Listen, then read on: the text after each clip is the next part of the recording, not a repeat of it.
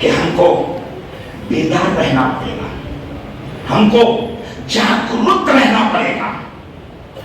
उसका है अपना नहीं। मेरा कहना यह है, नहीं वक्फ ये मेरा मसला है, और ये वक्फ तुम्हारा मसला इसलिए भी है कि संविधान के विरुद्ध में आया है। तो फिर दो जिम्मेदारियां तुम पर है मुसलमानों। एक इसलिए कि ये कानून हमारे दीन के कुरान के विरुद्ध में है, और एक इसलिए कि ये कानून संविधान के विरुद्ध में है। तो दो जिम्मेदारियां एज ए मुसलमान शरीयत के विरुद्ध में है, हमको इसके खिलाफ उठना पड़ेगा।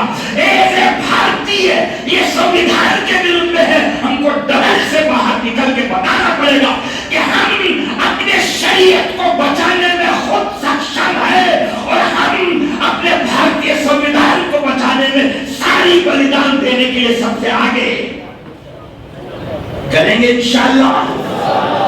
यही आज के इस इजलास की खुसूसी दावत है, और इसी दावत को अंजाम तक पहुंचाने के लिए हम all India Muslim personal law board से ये गुजारिश करते हैं कि हुजूर जो ऐलानात इस कानून के रद्द करवाने में बड़े से बड़ा action all India Muslim personal law board को लेना पड़े, तो नांदेड़ समेत, मराठवाड़ा समेत, महाराष्ट्र समेत पूरे भारत के मुसलमान all India Muslim personal law board के साथ हैं, और इनके आवाज पर हम अपनी जान की कुर्बानी भी देंगे और अपने दीन को और संविधान को बचा के रहेंगे।